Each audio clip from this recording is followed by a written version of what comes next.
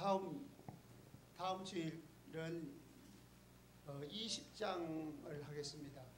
보통은 3장, 4장씩 했는데 20장이 중요합니다. 왜냐하면 용이 결박되는 문제와 천년왕국에 대한 문제이기 때문에 그 20장 한 장을 한 2번 이상 이렇게 읽어보시기 바랍니다.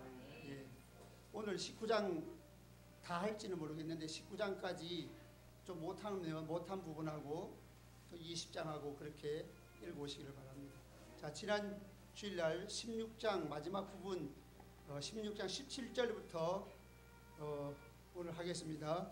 16장 17절에 보면 일곱째 천사가 대접을 쏟았다 그랬어요. 이는 재앙이 아니라고 그랬죠. 인을 뗄 때는 두루마리가 하나님의 구원 계획이기 때문에 인을 뗄 때 나오는 내용은 하나님의 구원 계획이 실현되는 과정 속에 쓰임받는 성도의 관점에서 보여줬고, 그 다음에 두루마리가 인을 다 봉한 인을 다 풀었으니까 인을 떼니까 두루마리가 쭉 풀렸는데 그 가운데 첫 번째 나온 것이 나팔을 불 때 일어나는 재앙들이 나왔죠. 나팔과 대접은 재앙인데 불신자만 받는 것이다 그랬어요. 그 다음에 일곱째 인을 뗄 때, 일곱째 나팔을 불 때, 일곱째 대접을 쏟을 때는 모두 예수님의 재림입니다. 왜냐하면 그 예수님의 재림을 의미하는 표시가 뭐냐 하면 일곱째 인을 뗄 때나 일곱째 나팔을 불 때나 오늘 16장 17절에 일곱째 천사가 대접을 쏟으면 18절에 보면 번개와 음성들과 우레소리가 나고 큰 지진이 있고, 또 21절에 보면 무게가 한 달란트나 되는 우박, 번개, 음성, 우레, 지진, 우박, 이런 현상들은 하나님의 임재의 현상이라고 했어요. 하나님의 임재는 두 가지 임재가 있어요. 초림부터 재림 사이에 도중에 임재하는 현상은 성도들과 세상에 대한 하나님의 개입하심입니다. 어떨 때는 재앙을 내리기도 하시고, 어떨 때는 성도들을 구원하시기 위하여, 경고하시기 위하여, 또 위로하시기 위하여 개입하시는 거예요. 그 다음에 종말적 임재가 있는데, 종말적 임재는 예수님의 재림을 의미하는 것이다. 그럼 오늘 본문의 마지막 일곱째 대접을 쏟으면 다 이루었거든요. 그래서 17절에 보면 16장 17절에 보좌로부터 나서 이르되 되었다 하시. 되었다는 말이 이루었다는 뜻이에요. 뭐가 이루어졌냐 하면 하나님이 계획하신 재앙이 다 이루어졌다. 그러니까 일곱째가 마지막이니까 이때의 임재는 하나님의 종말적 임재, 예수님의 종말적 임재는 바로 재림을 의미한다 그랬어요. 그래서 일곱째 대접을 쏟을 때가 예수님의 재림 때입니다. 그리고 15장, 16장이 대접을 쏟을 때에 일어난 재앙의 관점에서 초림부터 재림까지를 보여준 거예요. 그래서 일곱째 대접을 쏟을 때 이제 재림이면 그 마지막이란 말이죠. 그 다음에 그 대접을 어디에 쏟았나 하면 17절에 보면 그 대접을 공중에 쏟았다 그랬어요. 공중은 에베소서 2장 2절에 보면 공중권세 잡은 자가 마귀잖아요. 그러니까 공중에 쏟았다는 예수님이 재림하심으로 사탄의 근거지가 완전히 초토화되었다, 멸망을 받았다라는 뜻입니다. 그리고 이제 그 일곱째 대접을 쏟을 때 나타났던 일이 뭐냐면 세상 심판인데 19절과 20절 보면 큰 성이 세 갈래로 갈라지고 만국의 성들도 무너지고 각 섬도 산악도 다 없어지고 간데없고, 또 맹렬한 진노의 포도주 잔을 받았다. 맹렬한 진노의 포도주 잔이라고 하는 것은 항상 예수님 재림할 때 일어나는 세상에 대한 심판을, 마지막 최종적 심판을 맹렬한 진노의 포도주, 혹은 맹렬한 하나님의 전능하신 이의 큰 날, 뭐 이런 식으로 표현이 됩니다. 그 다음에 이제 초림부터 재림까지 재앙의 관점에서 끝나고 이제 17장과 18장과 19장이 또 초림부터 재림까지 다른 관점에서 보여줍니다. 그러면 17장, 18장, 19장이 초림부터 재림인데 이것은 세상 심판을 정치, 문화적 관점에서 보여줍니다. 다른 관점에서 보여줘요. 그래서 17장부터 다시 초림부터 시작되는 이야기입니다. 물론 그 내용이 재림의 때에 가깝게 많이 할애가 됐지만 그 모든 세상에 대한 심판은 초림부터 재림까지의 그 시간 속에서 이루어지는 것이다. 자, 17장 1절에 보면은 1절 하반절에 보면 많은 물 위에 있는 큰 엄녀가 받을 심판을 내게 보이리라. 엄녀가 받을 심판을 보인다고 그랬죠. 엄녀는 뭐냐 하면 여기 본문을 보시면은 요한계시록에 지금 17장에 나오는 이 여자라고 나오고 엄녀라고 나오는 것은 세상을 의미합니다. 그 다음에 이제 18장에 가면 큰 성 바벨론이 나와요.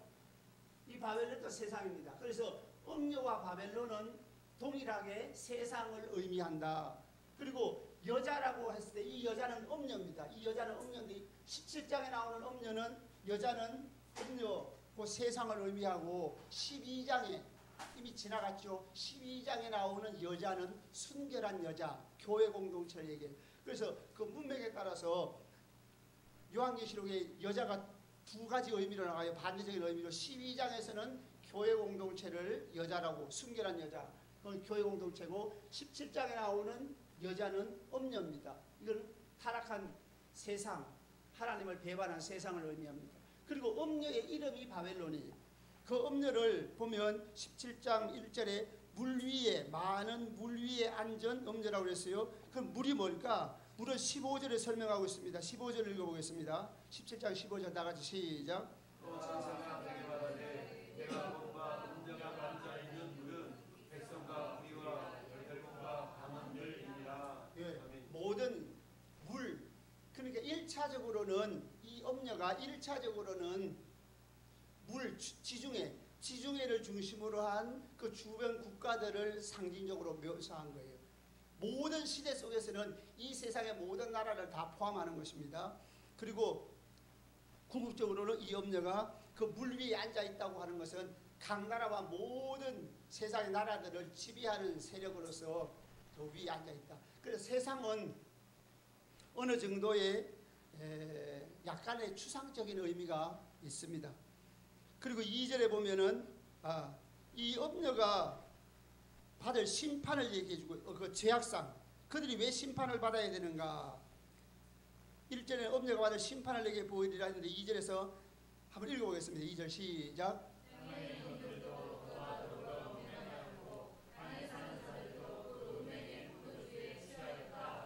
이 세상의 모든 국가의 지도자들과 세상의 불신자들이 엄녀와 음행을 하였다. 세상의 가치관을 받아들였다. 세상에 동참했다는 것인데, 그러면 그들의 죄악상을 음행했다, 음행의 포도주에 취했다 이렇게 표현했는데 그 내용이 뭐냐 하면 구체적인 내용은 4절과 6절입니다. 4절에 보면 자줏빛과 붉은빛 옷을 입고 금과 보석과 진주로 꾸미고, 그렇죠. 그러니까 사치했다는 거예요. 하나님 없이 물질 문화를 번성하게 해서 하나님 없이 부귀영화를 누리려고 하는 그러한 세력이 자기들의 목적대로 정말로 물질적인 부흥을 가져와요. 실제적으로 부흥을 가져와 가지고 결국 하는 일이 뭐냐면 사치하는 일을 했다는 거죠. 그래서 사람들의 마음속에 물질이 하나님이다, 세상 부귀영화가 지상 목표다, 이렇게 생각하도록 만들었다는 거예요. 그래서 세상이 하나님 없이 지상 낙원을 이루고 물질 문화를 번성시켜서 그 부귀영화를 누리면서 사치했다. 그것이 죄악상이고, 또 그 4절 하반절에 금잔을 가졌는데 가정한 물건과 음행의 더러운 것들이 가득하다. 금잔에 더러운 것이 가득했다는 말은 우상 숭배에 빠졌다라는 뜻입니다. 그러니까 우상을 숭배하는 목적이 뭐죠? 이 세상에서 잘 먹고 잘 살기 위해서 우상 숭배하잖아요. 그러니까 사람들의 마음속에 물질, 세상의 물질을 하나님으로 섬기고 그 부자 되기 위해서, 잘 먹고 잘 살고 부귀영화를 누리기 위해서 우상에 가서 절도 하고 또 하나님 배척하면서 이 세상 잘못 잘 사는 그 일에 빠졌다 하는 거예요. 그 다음에 두 번째 세상의 그 엄녀의 죄악상은 뭐냐 하면 6절입니다. 6절에 보면 이 여자가 성도들의 피와 예수의 증인들의 피에 취한지라. 그러니까 교회를 박해하고 많은 순교자를 냈다는 거예요. 그래서 세상이 심판받을 두 가지 요소는 뭐냐면, 두 가지 원인은, 그들의 죄악상은 하나님 없이 물질 문화를 번성시키게 가지고 사람들로 하여금 물질이 하나님이라고 생각하게 만들고 사람들로 하여금 사치하게 했다. 그 다음에 그 부자 되기 위해서 우상을 숨기고 하나님을 떠났다 하는 것이 첫 번째고, 두 번째는 교회를 박해해서 많은 순교자를 낸 것이 세상의 세상이 심판받을 죄악이다. 그렇게 말할 수 있습니다. 그리고 3절에 보면 이 여자가 붉은빛 짐승을 탔어요. 그 붉은빛 짐승을 타는데 붉은빛 짐승이라고 하는 말은 곧 타락한 정치 권력, 적그리스도를 얘기하는데 세상 교회를 해치는 존재라. 붉은빛 짐승이라는 것이 사람들을 해치는 존재라는 거예요. 그런데 사람들은 그걸 모르고 이제 따라가는 거죠. 여자가 붉은빛 짐승을 탔다는 것은 타락한 정치 권력자들이 이끄는 대로 세상이 굴러갔다라는 뜻이에요. 그러면 이 여자의 존재가 뭐냐 하면 5절에 보면 그 이름이 그녀의 이름이 이마에 이름이 기록되어 있는데 비밀이라 큰 바벨론이라. 다시 말하면 비밀스러운 여자의 이름은 바벨론이다. 그러니까 여자의 이름이 여자는 음녀고 음녀가 여자인데 이 여자 음녀의 이름이 그 이마에 바벨론이라고 쓰여졌다. 그래서 18장에 나오는 바벨론도 결국은 세상을 가르치는 것이다 라는 뜻입니다. 그리고 5절 하반절에 보면 땅의 음녀들과 가증한 것들의 음이라. 여기서는 이제 해석이 조금 사람들이 힘들어하는데 여기 음이라고 하는 말이 여자입니다. 그리고 땅의 음녀들은 이것은 세상을 얘기하는 게 아니고 여기서 말하는 땅의 음녀는 우상숭배란 말. 그러니까 세상에서 잘 먹고 잘 살기 위해서 사람들이 우상을 숭배한다라는 뜻이에요. 그리고 이제 그 여자가 붉은빛 짐승을 탔는데 너무 기이해가지고 놀랍게 여기니까 7절에 보면 7머리와 10뿔 가진 짐승의 비밀을 내게 이르리라. 10뿔 가진 짐승의 비밀을 가르쳐 주겠다는 거예요. 그러면 8절부터 11절까지 이 짐승의 비밀에 대해서 설명하고 있는 구절입니다. 이 짐승은 8절에 보면 전에 있었다가 지금은 없으나 장차 무지경으로부터 올라와 멸망으로 들어갈 자니. 멸망으로 들어간다는 말은 불못에 들어간다는 말이에요. 그러니까 이 짐승은 지금까지 우리가 13장에서도 말했지만 그 짐승은 뭐라고요? 타락한 정치 권력이고 적그리스도 세력입니다. 적그리스도가 이제 세상에 나타나서 정치 권력으로 이제 나타나는 거죠. 그래가지고 교회를 박해하는데 마지막 그들은 멸망으로 들어간다. 심판을 받고 불못에 들어간다는 거예요. 그리고 이 적그리스도의 세력, 타락한 정치 권력을 설명해 주는데 7머리가 있다고 그랬죠. 7머리, 그 7절에 보면 7머리와 10뿔 가진 짐승의 비밀을 내게 이르라 그랬고 9절에 보면은 지혜 있는 뜻이 여기 있으니 7머리는 여자가 아니라 7산이요. 10절에 7왕이라. 5은 망하였고 하나는 있고 다른 하나는 아직 이르지 아니하였으나. 5은 망하였다고 하는 말은 다시는 안 나옵니다. 알 수도 없고 알 필요도 없어요. 물론 학자들이 여기서 뭐 로마 시대 때 뭐 어떤 뭐 황제니 아니면 어떤 제국, 애굽이라든지 헬라라든지 무슨 바벨론이라든지 나라를 얘기하지만 그거는 근거가 별로 희박해요. 근거가 희박하고 5은 망하였고 쉽게 얘기하면 알 수도 없고 알 필요도 없어요. 다시 나오지 않으니까 중요하지 않다는 거예요. 그 다음에 다른 하나는 아직 이르지 아니하였다. 그 말도 알 수도 없고 알 필요도 없고 중요하지 않은 거예요. 다시 나오지 않아요. 중요한 거는 뭐냐면 하나는 있고가 중요합니다. 하나는 있고가 뭐냐 무슨 말이냐면 요한시대라는 거예요. 요한시대. 그러니까 적그리스도의 세력이 요한시대로부터 시작해서 마지막 예수님 재림할 때까지 모든 시대 속에 출몰하는 이야기. 다시 말하면 17장의 이야기가 전천년주의자들이 말하는 것처럼 예수님 재림 직전에 있을 어떤 일이 아니고 초림부터 재림 사이의 모든 시대 속에 있을 일이다 라는 거예요. 그래서 하나는 있고라는 이 말씀이 바로 초림부터 재림까지라는 중요한 그 근거 구절이 되겠습니다. 그 다음에 이제 마지막이라고 하는 마지막 예수님 재림 때까지라고 하는 것은 11절 한번 읽어보겠습니다. 11절 시작.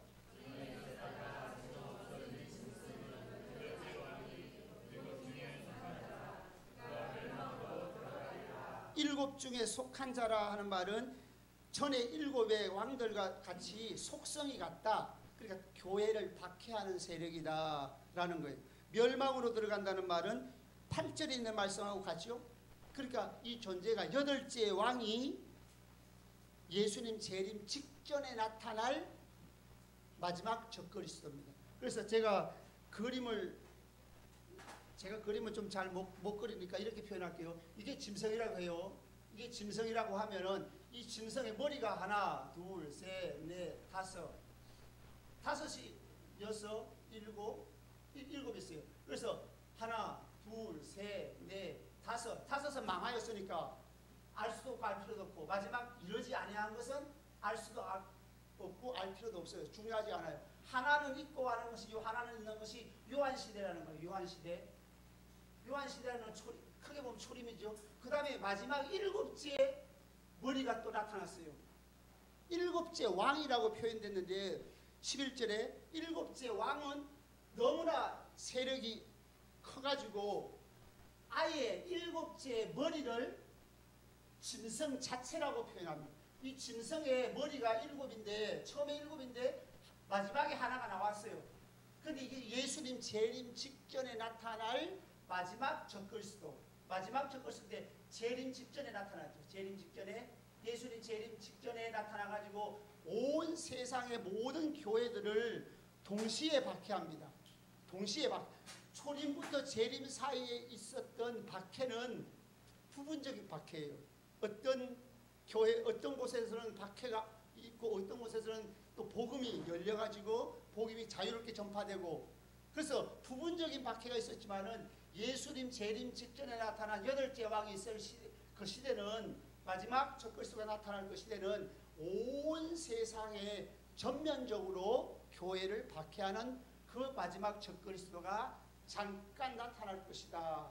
그리고 이제 열왕이 있습니다. 일곱 머리는 이렇게 설명이 되고 일곱 머리와 이 짐승에 10뿔이 있다고 그랬죠. 10개의 뿔이 있다고 그랬어요.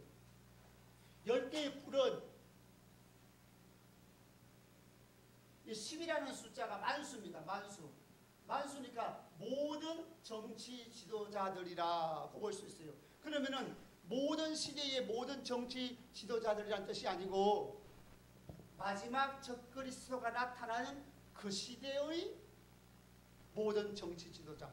그러니까 예수님 재림 직전에 마지막 적그리스도가 나타나는데 마지막 적그리스도가 나타날 그 시대의 모든 정치 지도자들이 10뿔이에요. 그래서 10뿔이 자기들의 권세를 위임합니다. 마지막 적그리스도에게 여덟째 왕에게 마지막 적그리스도에게 자기들의 권세를 위임해가지고 교회를 박해하는 데 동참합니다.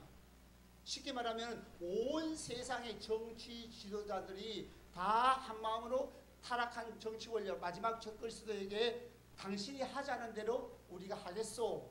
그래가지고 그 마지막 적그리스도를 통해 가지고 전 세계에 전면적인 박해가 올 것이다. 그 박해가 온다는 말이 무슨 말이냐면 여기 13절에 보면 13절에 다 한번 읽어보겠습니다. 시작.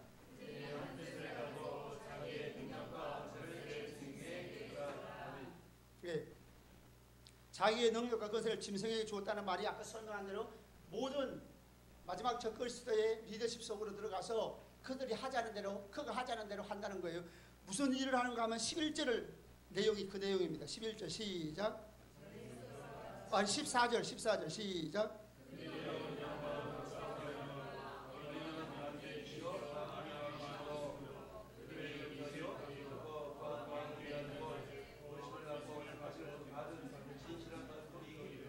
예, 한 뜻을 가지고 13절에 한 뜻을 가지고 자기의 능력을 짐승에게 주어서 한 통속이 돼가지고 한 마음으로 교회를 박해한다는 말이 14절. 어린 양과 더불어 싸운다. 어린 양과 더불어 싸운다는 말은 예수님의 교회와 더불어 전쟁을 한다는 말이에요. 이 전쟁은 영적 전쟁이요. 다시 말하면 교회에 대한 박해. 이들이 똘똘 뭉쳐가지고 교회에 대한 박해를 하겠다는 거예요. 그러면 누가 이길까요? 여기 보니까 어린 양은 만주의 주심으로 많은 주요 만왕의 왕이심으로 그들 이기실 테요. 예수님은 당연히 승리하시고 그와 함께 있는 자들 성도들도 이길 것이다. 저와 여러분들도 신실한 성도들은 교회가 전면적인 박해를 받을 때 뒤로 물러나지 않고 우리 모두가 이길 줄로 믿습니다. 그런데 성도들을 어떻게 표현했는가 하면 그와 함께 뭐라고 해요? 그와 함께 있는 자들. 이게 중요합니다. 이것이 17장의 핵심 구절이에요. 17장의 핵심 구절이 바로 이 14절에 그와 함께 있는 자, 예수님과 함께 있는 자들이 승리한다는 거예요. 여러분 예수님과 항상 함께 사시기를 바랍니다. 아멘. 라오디게아 교회를 얘기할 때에 라오디게아 교회는 예수님과 함께 살지 않는 교회였어요. 예수님을 문 밖에 세워뒀어요. 근데 예수님과 함께 사는 게 믿음입니다. 아멘. 구원이 뭐죠? 구원. 다시 구원은 하나님과 함께 사는 것이다. 하나님과 함께 사는 것에서부터 쫓겨나는 것이 심판이고 하나님과 함께 사는 곳으로 회복됨이 구원이에요. 그럼 하나님과 함께 사는 것이 구원이라는 말이 어디에 있나 하면은 21장을 보겠습니다. 21장 3절. 다 같이 21장 3절을 가서 보겠습니다. 21장 3절을 다 같이 읽어봅니다. 시작.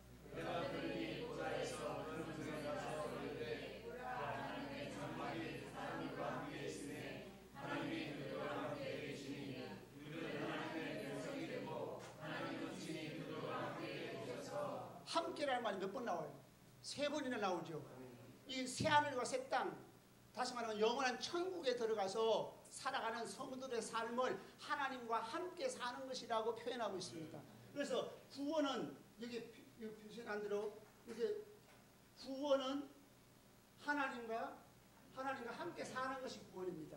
하나님과 함께 사는 게 구원입니다. 그럼 믿음이 뭡니까? 믿음도 다 같이 믿음도 하나님과 함께 사는 것이다. 믿음으로 구원받는다 그러죠. 믿음으로 구원받는다는 말은 쉽게 말하면 이 세상에서 예수님과 함께 사는 자가 영원히 함께 살아요. 반대로 말하면 이 세상에서 예수님과 함께 살지 않는 자는 영원히 함께 살지 못합니다. 그 왜냐하면 믿음이 하나님과 예수님과 함께 사는 거예요. 그 믿음이란 말이 헬라어로 피스티스인데 이 피스티스는 산스크리트 비히드라는 말에서 나왔어요. 이 비히드는 연합한다, 동여맨다는 뜻이에요. 연합해가지고 동여매가지고 계속 같이 있게 하는 거죠. 이게 비히드라는 말인데 이 비히드라는 말에서 피스티스, 믿음이라는 말이 나왔어요. 그러니까 믿음은 예수님과 동여매어가지고 하나가 돼서 연합해서 예수님과 하나가 되는 삶을 사는 게 그게 바로 믿음이에요.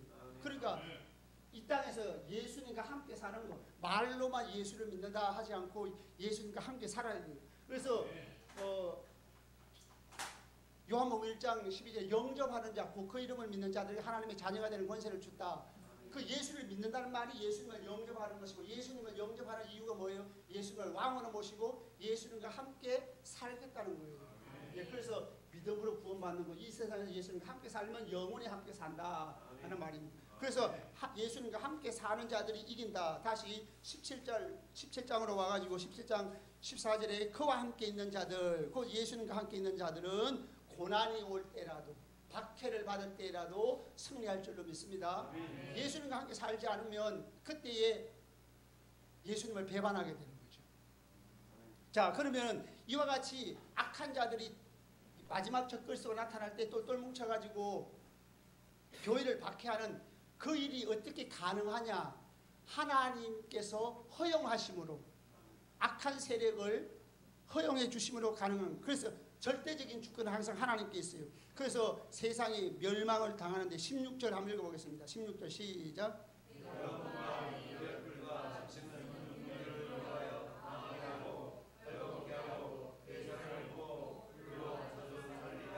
예, 엄녀를 열불과 짐승이 엄녀를 미워했다. 엄녀는 세상이고 짐승은 적그리스도인데 한편이잖아요.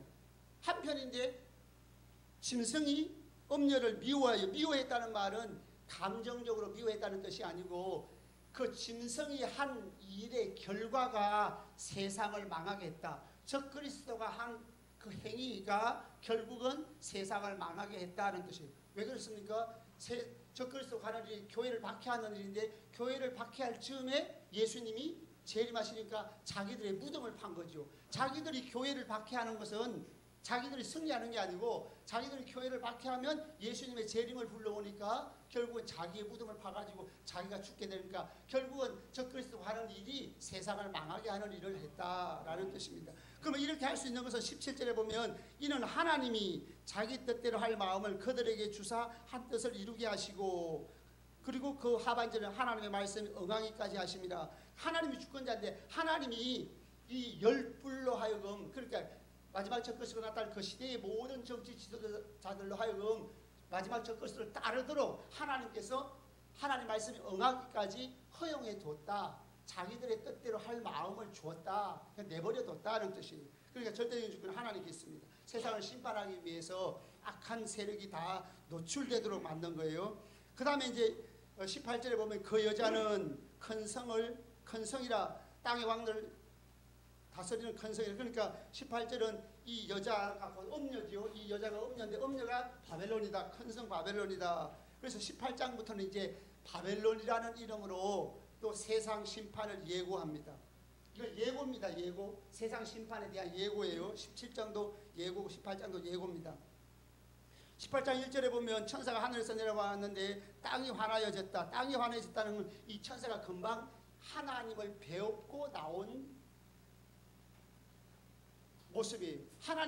모세가 하나님을 배웠고 시내산에서 내려올 때 얼굴이 광채가 난 것처럼 이 천사가 하나님을 배웠고 나왔다는 말은 무슨 말이냐면 이 천사가 하는 일, 그 메시지가 하나님으로부터 보냄을 받은 권위 있는 메시지다는 뜻이고 2절에 보면 무너졌도다 무너졌도다 큰 성 바벨론이여 세상이 무너졌다고 선언해버립니다. 아직 무너지지는 않았어요. 무너질 것을 예고하는데 부정각으로 써서 무너졌도다 라고 말하는 것은 하나님이 주권자이기 때문에 하나님의 계획대로 그대로 된다는 거예요. 그래서 이미 무너졌도다 라고 선언을 해버립니다. 그러면 세상이 심판받는 무너지는 이 죄악상이 뭐냐면 17장에서도 말한 것처럼 3절입니다. 3절 읽어보겠습니다. 그 죄악상 시작.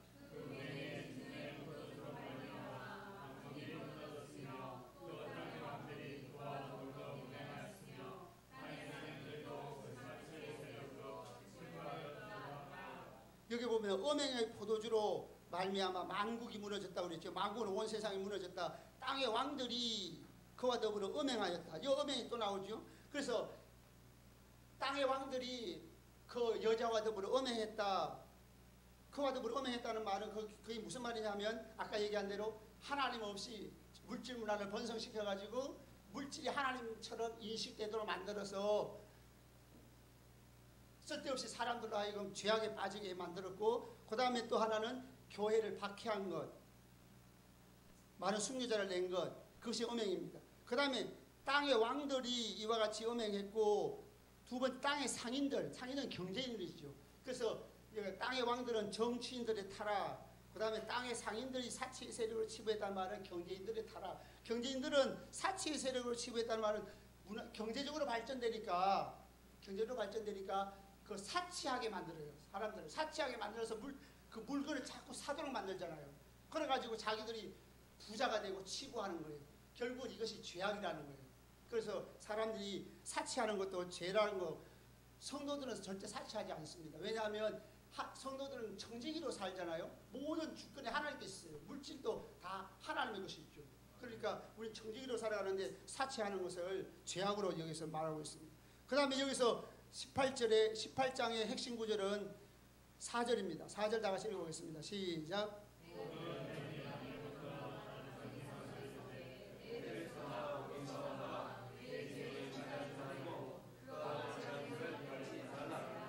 이건 성도들에게 지금 세상이 멸망할 것이니까 너희들이 세상적인 가치관을 받아들여서 이 땅에서 잘 먹고 잘 살고 부자 되고 성공하고 하는 이 땅의 것을 추구하고 살지 말아라. 너희들이 이 땅에서 그 사람들이 사는 사고방식대로 살면 너희들도 재앙을 받을 테니까 절대 그들의 죄에 참여하지 말고 그들로부터 나와서 그 재앙을 받지 말아라. 거기서 나오라는 말은 우리가 세상에서 떠나서는 못 살잖아요. 세상에서 같이 살지만은 가치관이 달라야 돼요.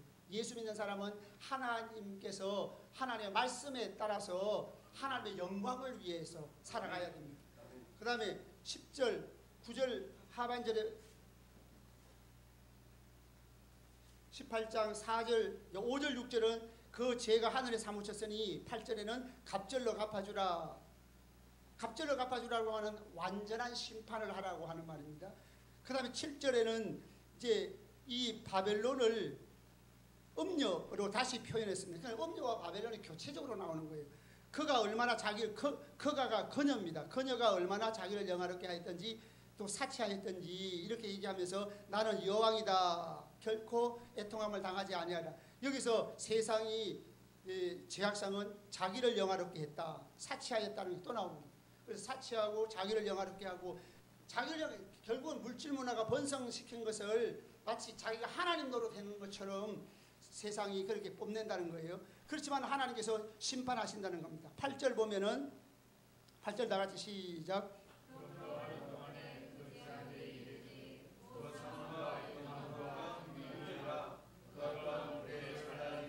예, 거기까지. 거기 보면 하루 동안에 세상이 심판받는다는 말은 하루가 걸린다는 말이 아니고 순식간에 심판받는다는 말이에요.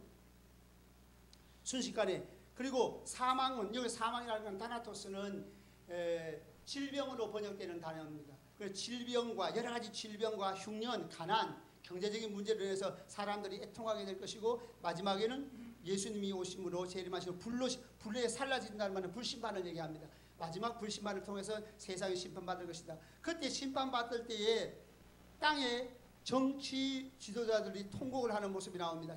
9절 읽어보겠습니다. 시작.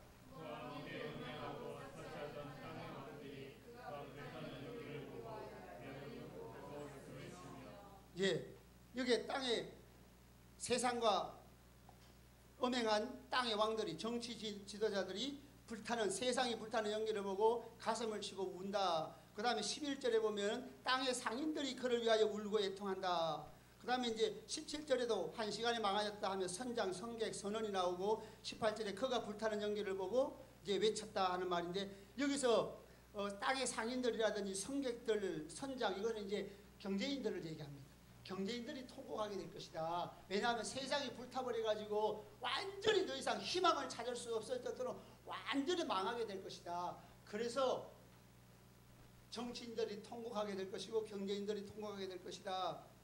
이렇게 표현하는 것은 실제적으로 세상이 불타면 어떻게 될까요? 세상이 불타면은 세상이 심판받으면 세상에 속한 불신자가 모두 불못에 다 들어가는 거예요. 이런 일은 실제적으로 일어날 일이 아니고 심판받는 자들의 비참함을 표현하는 겁니다. 환상 속에서 그냥 심판받아 불못에 들어갔다. 이러면 비참함이 느껴지지 않잖아요. 그래서 심판받는 자들의 비참함을 이런 이야기로 환상 속에서 이런 이야기로 표현했는데 실제적으로는 이런 일이 일어나는 게 아니고 예수님 재림하시면 불심판받고 세상 속에 있는 모든 사람들이 다 불신자들이 불못에 들어가는 거예요. 그것이 실제적으로 일입니다. 그 다음에 이제 20절은 이 심판이 세상 심판이 왜 이루어졌을까? 20절 시작.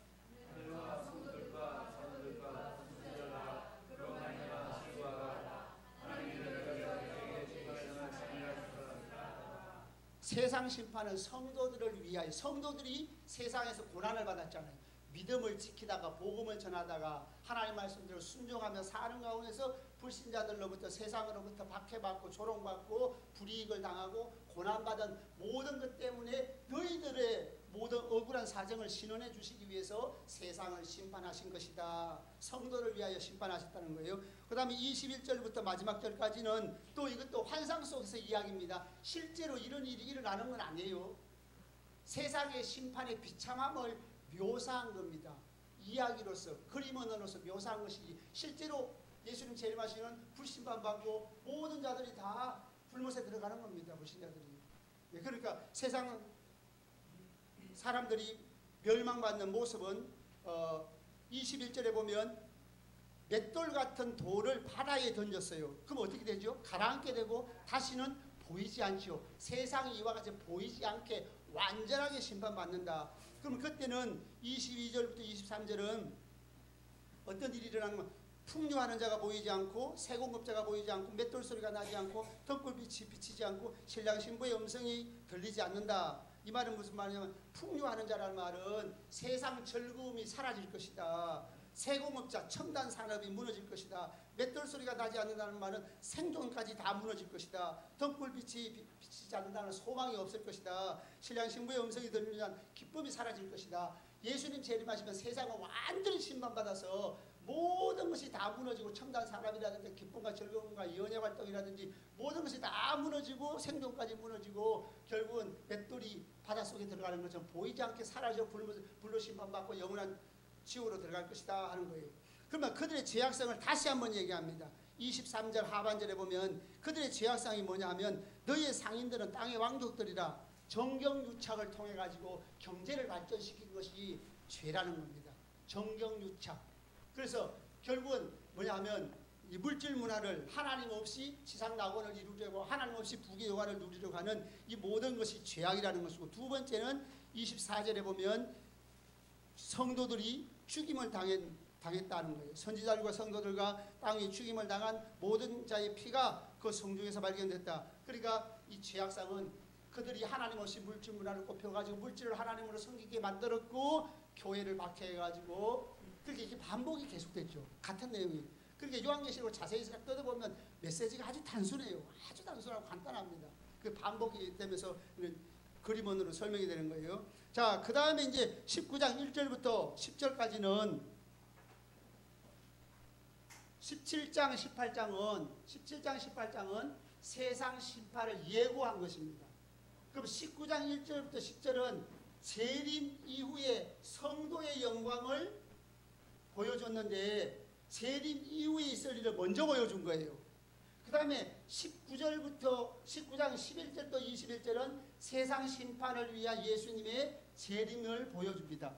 그러니까 이야기의 진행으로 보면은 17장, 18장 세상 심판을 예고하고 19장 11절에 재림이 먼저 나와야 되겠죠. 재림이 먼저 나와야 되는데 재림이 먼저 나오지 않고 세상 심판을 예고하고 세상 심판을 위해서 재림하는 19장 11절과 21절 사이에 1절부터 10절이 짠하고 재림 이후의 일을 먼저 보여줍니다. 이런 일이 많이 있었죠. 저번에 13장에서도 그랬죠. 13장에서도 보면은 그 짐승에 표받은 이야기 중간에 하늘에서 천사들이 그 14만 4천이 찬양하는 내용이 나왔죠. 여기도 재림 이후의 성도의 영광을 먼저 보여줘요. 왜 그럴까요? 우리 답을 다 알고 있잖아요. 이 세상의 심판을 이와 같이 세상이 심판받을 거니까 너희들은 세상 심판하는데 조금 더 걱정하지 말아라. 너희들은 이와 같은 영광을 누릴 것이니까 세상에서 그들이 심판받기 전에 교회를 박해하는 그 과정 속에서 고난이 오면 절대적으로 뒤로 물러나지 말고 예수님 배반하지 말고 믿음의 승리자가 되라 하는 그런 뜻으로 세상 심판을 예고하고 재림을 먼저 보여준 게 아니고 재림 이후의 일을 먼저 보여줬다는 거예요. 요거를 이해하는 게 아주 중요합니다. 그러니까 요한계시록은 시간적 순서로 기록된 게 아니에요. 시간적 순서로 기록된 게 아니에요. 그래서 자 19장 1절을 읽어보겠습니다. 19장 1절 시작.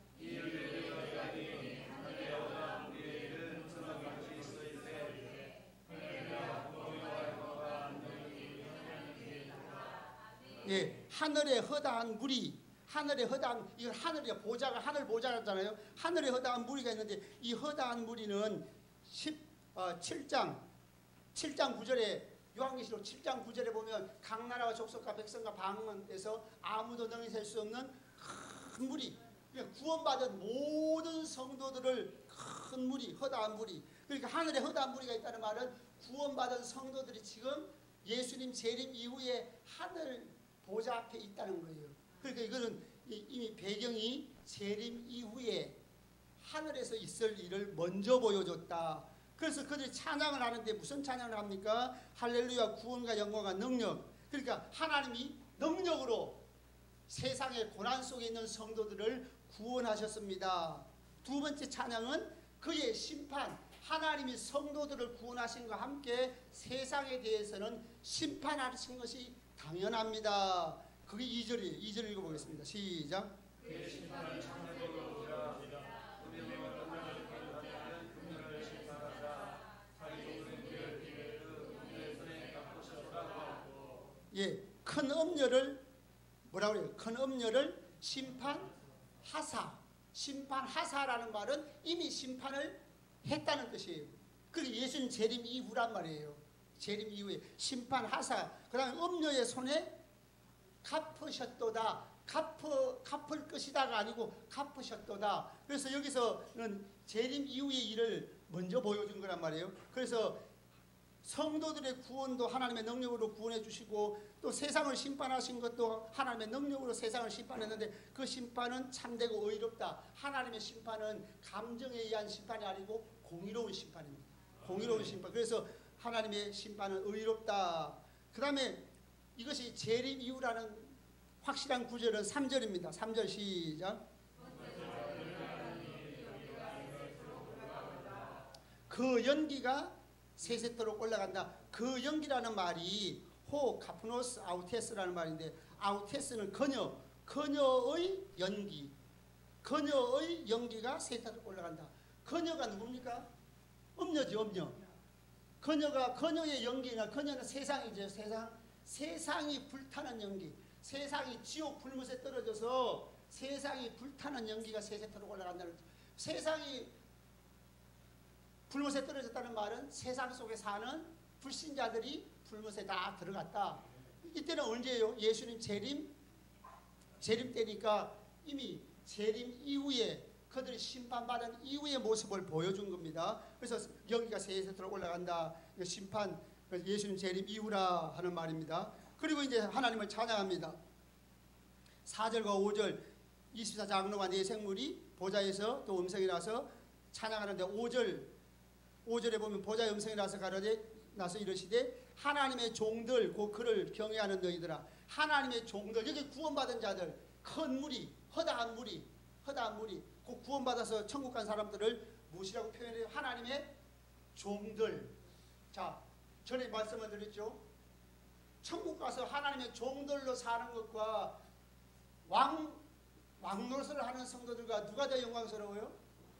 똑같아요. 똑같아요. 왜냐하면 섬김의 자리, 종이라는 메시지가 뭐라고요? 섬김의 표현이잖아요. 섬기는 자잖아요. 섬김의 자리로 회복되면 구원이고 섬김의 자리에서 축출되는 게 심판입니다. 그 다음에 섬김이 영생이에요. 하나님을 섬기려면 하나님과 늘 같이 살아야 되잖아요. 영원히 같이 살면서 하나님을 섬기니까 결국은 그것이 영광스러운 왕권에 참여합니다. 그래서 섬김이 왕노릇합니다 하는 말이에요. 그래서 같은 겁니다. 그리고 이제 허다한 무리가 찬양하는데 6절 하반절에 보면 전능하신 이가 통치하시도다. 통치한다는 말은 이미 성도들이 완전하게 다 회복돼가지고 하나님 나라가 완성되어서 하나님께서 전적으로 통치하신다. 그러니까 이미 재림 이후라는 거예요. 그때는 7절과 8절에 이미 혼인잔치가 이미 혼인 관계에 들어간 거예요. 자, 7절, 8절 읽어보겠습니다. 7절만 읽어보겠습니다. 시작.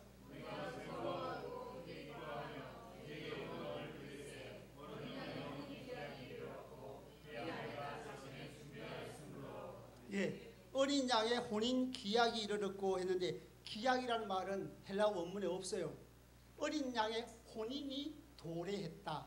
어린 양의 혼인이 도래했다는 말은 무슨 말이냐면 어린 양과 혼인관계에 들어갔다는 말이에요. 예수님 재림하시면 혼인잔치가 따로 있는 게 아닙니다. 그거는 하나의 묘사하는 거예요. 예수님이 재림하시면 성도들이 부활한 몸으로 영원히 예수님과 함께 혼인관계에 들어가는 거예요. 동거하는 삶을 사는 겁니다. 그래서 어린 양의 혼인이 도래했다. 그 다음에 하반절에 그의 아내가, 그러니까 그의 아내는 누구예요? 예수님의 신부, 그의 아내가 자신을 준비하였어. 그의 신부는 모든 교회 성도들입니다. 그의 아내가 자신을 준비했다. 그 자신을 준비해서 뭐를 입게 해요? 세마포스를 입게 했는데 8절에 보면, 자, 8절 읽어보겠습니다. 시작. 우리에게 빛나고 깨끗한 세마포스를 입도록 허락하셨으니 이 세마포스는 성도들의 그런 행실이로라 하였더라. 세마포 옷은 예수님 만날 때 비로소 입는 게 아니고 이 땅에서 성도들의 옳은 행실, 여기서 성도들의 옳은 행실은 믿음을 지키는 행실. 그러니까 성도들이 박해가 오더라도 세상 물질, 돈의 유혹이 오더라도 부귀영화의 유혹이 오더라도 물리치고 믿음을 지킨 행위가 세마포입니다. 그러니까 세마포는 지금 준비하는 거예요. 성도들이 지금 믿음을 지키고 말씀대로 살면 그게 세마포 준비하는 거예요. 그러면 예수님 제자하시면 저절로 세마포로 준비되었으니까 입고 예수님과 더불어 영원한 혼인관계, 동거하는 관계로 예수님과 함께 예수 그리스도의 신부로서 그리스도와 동거함에 들어간다. 예수님과 동거하는 것이 함께 사는 것이 구원이라고 그랬죠. 21장 3절에. 그래서 영원한 혼인관계에 들어간다. 자, 9절 읽어보겠습니다. 시작.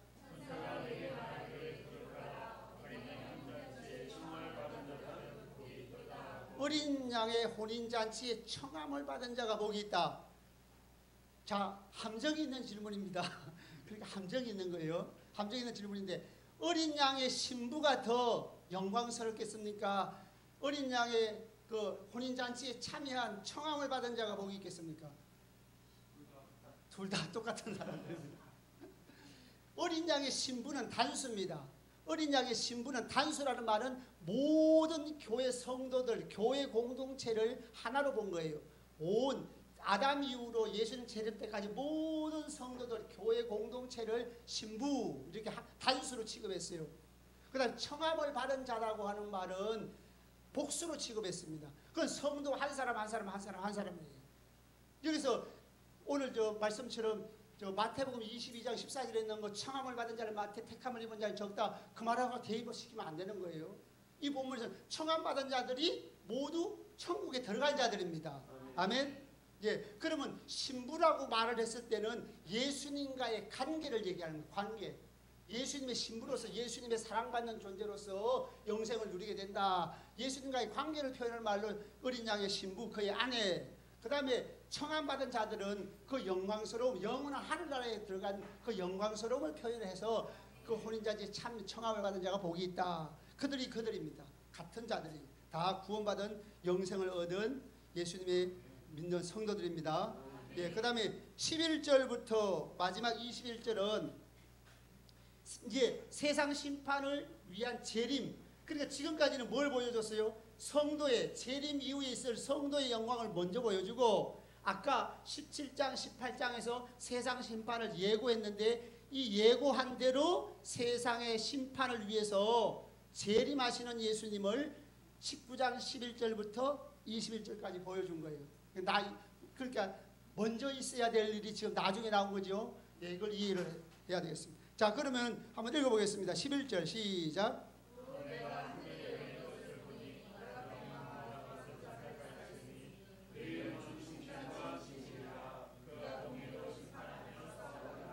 예, 백마와 그의 탄자, 백마와 그를 탄 자는 그것을 탄 자는 예수님입니다. 예수님이 뒤에 이제 나와요. 설명이 나옵니다. 그 다음에 백마를 탔다고 하는 말은 백마의 흰색은 거룩과 승리를 상징합니다. 예수님의 심판이 승리하고 그대로 계획대로 이루어질 것이다. 그리고 거룩하지, 흰색은 거룩을 상징하기 때문에 거룩하지 않은 불신자를 심판하신다는 뜻이에요. 그리고 충신과 진실은 예수님께서 이 땅에 계실 때에 하나님의 사랑을 나타내실 때에 충성스럽게 사역하셨다. 충신과 진실. 그 다음에 공의로 심판하며 싸우더라. 싸우더라는 말은 치고받고 싸우는 게 아니고 일방적인 심판입니다. 심판하며 싸우더라. 그 심판이 공의의 심판이라는 거고 공의로 심판한다. 이렇게 말씀하고 있습니다. 자, 그 다음에 12절 읽어봅니다. 시작.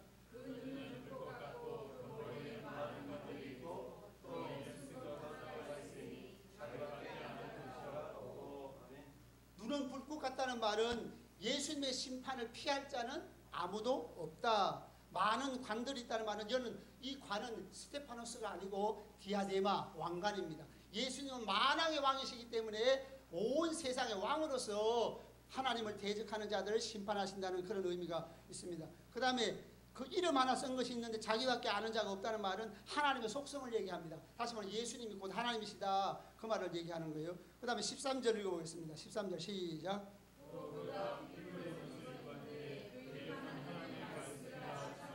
자, 이게 예수님의 모습을 하나님의 말씀이라 우리가 요한복음 1장 1절과 14절에 보면 태초에 말씀이 계시냐 그 말씀이 하나님과 함께 계시고 그 말씀은 곧 하나님이시라. 그 말씀이 하나님이신데 그 말씀이 요한복음 1장 14절에 말씀이 육신이 되어 오신 분이 예수님이잖아요. 그러니까 그 백마를 탄 자의 이름이 하나님의 말씀이라 곧 예수님이라는 뜻이죠. 그가 피 뿌린 옷을 입었어요. 여기 피 뿌린 옷은 십자가가 아니고 심판받는 자들의 피가 튀어서 예수님의 옷을 피로 흠뻑 적셨다는 뜻이에요. 이 말은 무슨 말이냐면 심판받는 자들의 비참함을 표현하는 거예요. 심판받는 자들이 피가 낭자해가지고 그들의 피가 얼마나 많이 튀었는지 예수님의 옷에 흠뻑 피가 묻었다. 피 뿌린 옷을 입었다라는 뜻입니다. 그 다음에 14절 읽어봅니다. 시작.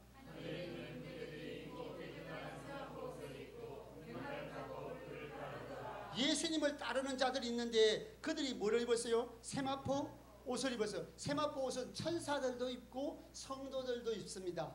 그러니까 여기서 그 하늘의 군대들은 천사장, 천사, 또 부활한 성도들. 그러니까 여기는 예수님 재림하는 모습, 요한계시록 19장 11절에서 21절 사이에 있는 이 재림은 성도들의 구원을 위한 얘기가 하나도 없어요. 왜 없을까요? 이미 성도들은 예수님 재림과 함께 이미 부활해가지고 예수님과 함께 같이 오는 거예요. 이 세상 심판할 때 예수님이 이렇게 되는 거예요. 예수님이 재림하십니다. 예수님이 재림하시면 이 땅에 사는 먼저 죽은 성도들이 부활하고 살아있는 성도들도 변화돼가지고 예수님을 맞이해가지고 예수님과 부활한 성도들이 함께 이 세상을 심판하러 오시는 거예요. 그 성도들은 세상 심판에 동참하는 자가 됩니다. 그것이 두아디라 교회의 약속에서 이기는 자에게 하신 약속 가운데서 아버지께 받은 권세를 나도 너에게 주겠다 하는 말이 바로 그 말이에요. 그래서 세상 심판에 동참하는데 이때 예수님과 성도들이 오는 것은 세상에 살기 위해서 오는 것, 천년왕국을 이루고 살기 위해서 오는 게 아니고 세상을 심판하기 위해서 오십니다. 그래서 오늘 본문 11절부터 22절까지는 성도들의 구원은 생략이 되어 있는 거예요. 성도들이 이미 올라갔다고 이미 전제하고서 하는 말입니다. 자, 그러면 어떻게 심판을 합니까? 15절 읽어보겠습니다. 15절 시작.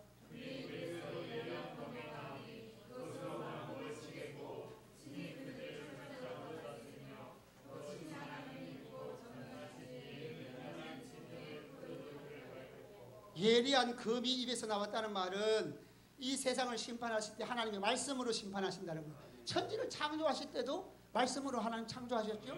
세상을 심판해서 말씀으로 세상을 심판하시는데 그 심판이 철장으로 다스린다 하는 말은 철장은 쇠막대기입니다. 철장으로 질그릇을 부수면 박살이 나겠죠. 이와 같이 철저하고 맹렬한 진노의 심판을 하겠다 하는 겁니다. 여기서 맹렬한 진노의 포도주를 받는다는 말이 바로 그 완전한 심판, 긍휼이 없는 심판, 긍휼이 배제된 심판을 하겠다는 거예요. 그 다음에 이제 17절부터 18절은 세상의 심판을 받으면 시체들이 즐비하게 될 터인데 이 시체들을 새들을 초청해가지고 새들아 너희들이 와가지고 이 불신자의 죽은 시체를 뜯어먹어라 새들의 잔치에 초청을 합니다. 그것이 17절 18절이에요. 그래서 태양 아래 서서 모든 새를 향하여 하나님의 큰 잔치에 모여서 18절 하반절에 모든 자의 살을 먹어라. 그 다음에 19절입니다. 19절은 이렇게 되는 배경을 얘기하는 거예요. 왜 예수님이 재림하시게 되는, 물론 예수님은 계획에 따라서 성도들의 구원이 다 택한 백성이 돌아왔기 때문에 재림하셨지만은 한편으로는 예수님 재림하시는 것이 불신자들이 세상 적그리스도가 교회를 박해함으로 예수님이 재림하시는 거거든요. 그 원인을 19절에서 얘기합니다. 19절 읽어보겠습니다. 시작.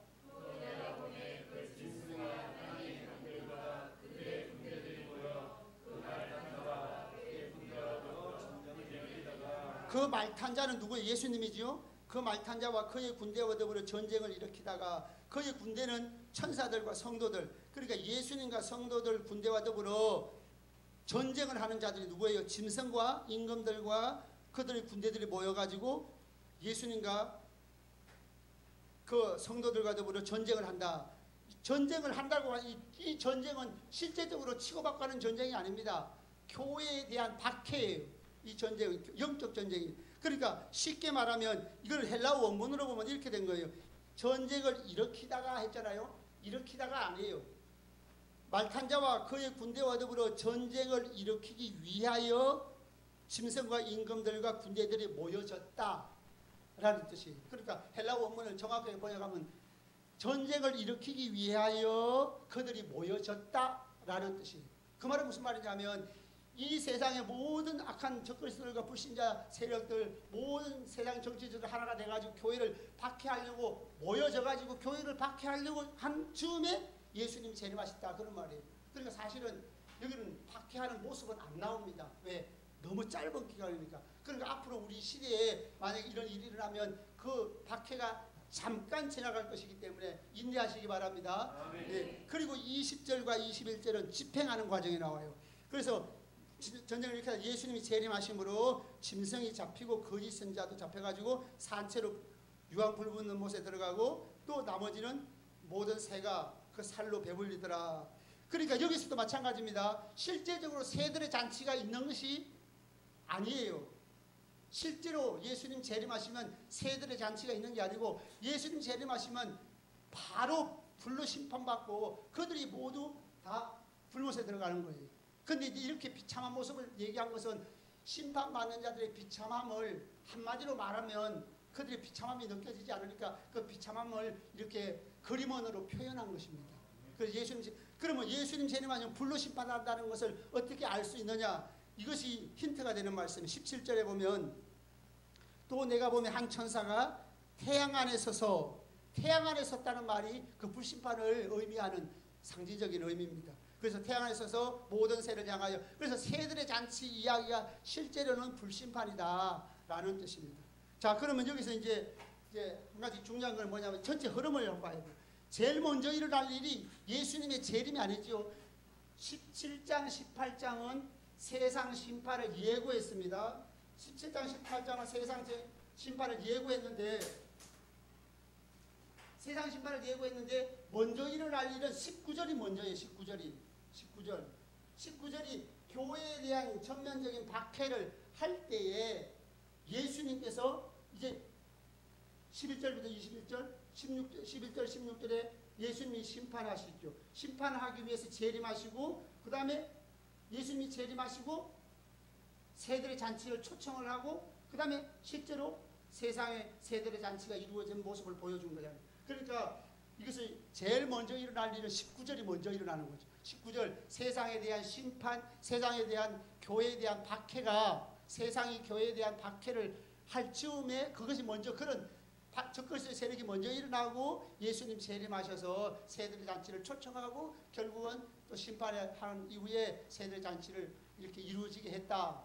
그런데 여기서 11절부터 16절은 심판의 주체에 대해서 이야기했어요. 11절부터 16절은 심판의 주체가 누구예요? 예수님과 성도들. 그 다음에 17절, 18절은 새들의 잔치를 예고했고 19절은 교회에 대한 박해, 그 다음에 20절과 21절은 새들의 잔치를 이게 최종 심판의 모습을 보여줬다 하는 겁니다. 그러니까 우리가 이걸 모든 성경을 요한계시록에 있는 내용을 차례차례 시간적 순서대로 일어날 것이다 이렇게 이해하면 안 되는 거예요. 그 다음에 한 가지 말씀을 드릴 것은 예수님의 재림이 7번이 반복이 되는데 성도들의 구원에 대한 이야기는 거의 없잖아요. 예수님 재림하시면 세상을 심판받는다. 오늘 본문도 많은 전천주의자들은 이게 예수님의 재림이라고 하는데 예수님의 재림에 성도의 구원은 없잖아요. 여기에 세상에 대한 심판만 나오죠. 성도들의 구원은 이미 전제가 되어 있는 거예요. 예수님 재림하시면 성도들이 이미 휴거된 상태, 예수님을 만나고 예수님과 함께 세상 심판에 동참한다라는 표현이에요. 성도들의 구원은 유일하게 나와 있는 것이 14장 추수할 때 14장 14절부터 14, 15, 16절 추수할 때 낫을 가지고 14장 14절에 낫을 가지고 인자가 구름 위에 앉아가지고 익은 곡식을 거두어 드리는 것이 그 성도에 대한 구원을 위해서 재림하시는 모습이에요. 그러니까 모든 예수님의 재림이 이 본문의 요 19장에 있는 말씀만 재림이라고 생각하면 잘못이다. 그 다음에 예수님의 다음 주에 할 것이지만은 그 연결시켜서 말씀을 드리면은 오늘 세상 심판을 세 가지 모습으로 다르게 표현하고 있어요. 19장 11절부터 21절은 교회 박해를 주도적으로 한 세력에 대한 심판의 모습을 보여주고 그 다음에 요한계시록 20장 9절 10절은 모든 악한 자들의 배후 사탄의 심판을 보여주고, 그 다음에 요한계시록 20장 11절부터 15절은 일반적인 모든 불신자의 심판을 보여주고, 세 번 나누어서 주제별로 보여줬다는 겁니다. 오늘 여기까지 하겠습니다.